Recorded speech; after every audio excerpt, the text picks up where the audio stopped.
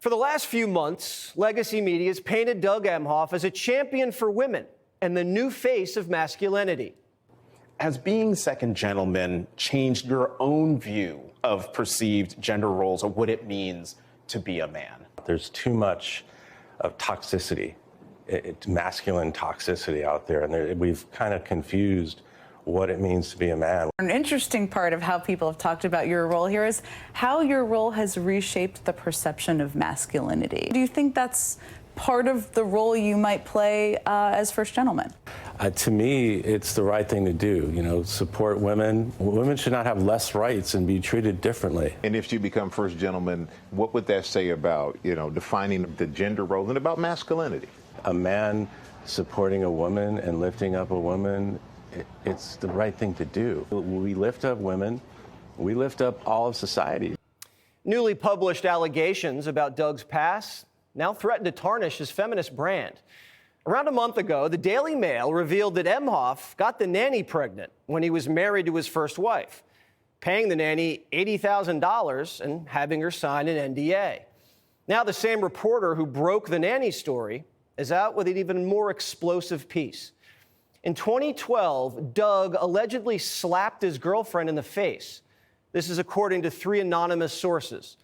The sources, who claim to be friends of the victim, say Doug smacked his girlfriend in the face at the Cannes Film Festival in France while waiting in line for the valet. The Daily Mail has identified the woman, but isn't using her name, and she'll be called Jane for the purpose of this report. Jane's friends claim Doug thought Jane was flirting with the valet.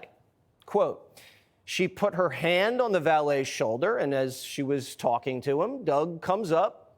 She said he turned her around by her right shoulder, and she was completely caught off guard. He hauled up and slapped her so hard, she spun around. She said she was in utter shock.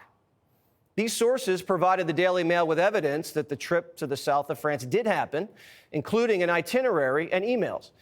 Jesse Watters Primetime's discovered red carpet footage that shows Doug at the 2012 film festival. You can see him right there in the background.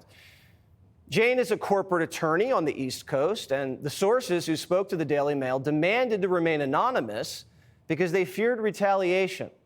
One of the sources, according to the Daily Mail, is a top businessman, the other a New York attorney, and the third a top company executive. Fox has been reaching out for comment from Doug's team multiple times a day over several days and haven't received a statement back. Many outlets are requesting comment from the second gentleman. The only publication Doug's team responded to was just a small outlet, and it came from an unnamed spokesperson. Quote, the report is untrue. Any suggestion that he would or has ever hit a woman is false. Jesse Watters Primetime isn't convicting Doug Emhoff. He's innocent until proven guilty and deserves due process. But this is a serious allegation, and we certainly hope it's not true. Daily Mail senior reporter Josh Boswell joins us now. Did you have any hesitation about publishing this story because it's on the eve of an election, it's anonymous sources? So the process that I went through was extremely thorough and careful about this, because you're right, we're on the eve of an election. But the thing that made these sources come forward is not because there's an election, but because the Kamala Harris campaign was using Doug Emhoff, showing him as this feminist ally, bigging up his credentials as an ally to women. And that just enraged them. And I quoted one of them in the piece saying this, that she thought that it was disgusting that they were portraying him this way when, in fact, these friends knew what had really happened. These sources making this allegation came to you. How did you find them? So I've been investigating Doug for quite a while. You mentioned that story about him having the affair with the nanny that we broke in August. And this has really been just a process of investigation and then, talking to these people and making sure that they were comfortable, because they are very worried about retaliation. That's why they've not been named here. And that's why Jane hasn't been named either. So the only comment on the record is this unnamed spokesperson to this small outlet from Doug's team. Have you heard anything from Doug's people? Absolutely nothing. And we went to them early on Monday morning 2 days before we published. We wanted to give them ample time, and that's the White House, that's Doug's spokespeople, and that's the Harris campaign that we went to.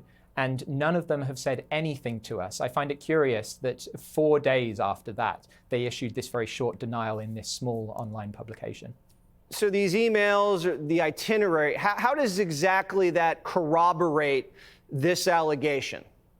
So these documents were very important. They helped prove that, firstly, the relationship. You know, we've got this photograph of them together. You know, we had other material like that. And then the email actually references the fact that Doug had to leave early because he had to get back to LA in time for his daughter's birthday. Her birthday is May 29th. Their flight was scheduled to leave on May 29th. So you can see that matched up. We got the flight details, and you can see they took a layover flight to take them to Nice.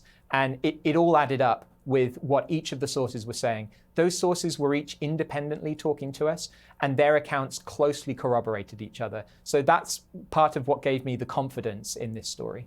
These sources, what did they tell you happened after this alleged slap? So Jane got into a cab, the valet, either, you know, with the €100 that she slipped him, or the fact that there was this domestic dispute going on, apparently, ushered her into a car. But then Doug forced his way in too. That's what the friends told me. That's when she got really scared. Jane called her male friend who was in New York at the time, so it was kind of bedtime for him, but he took this call, and she told him what had happened.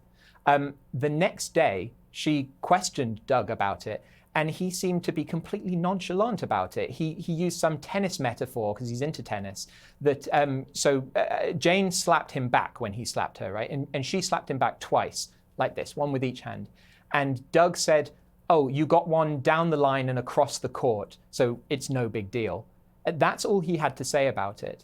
And so Jane, of course, immediately broke up with him and never saw him again. They left, they went home separately. All right. Josh Boswell, thank you so much. The Daily Mail. Click here to subscribe to the Fox News YouTube page to catch our hottest interviews and most compelling analysis. You won't get it anywhere else.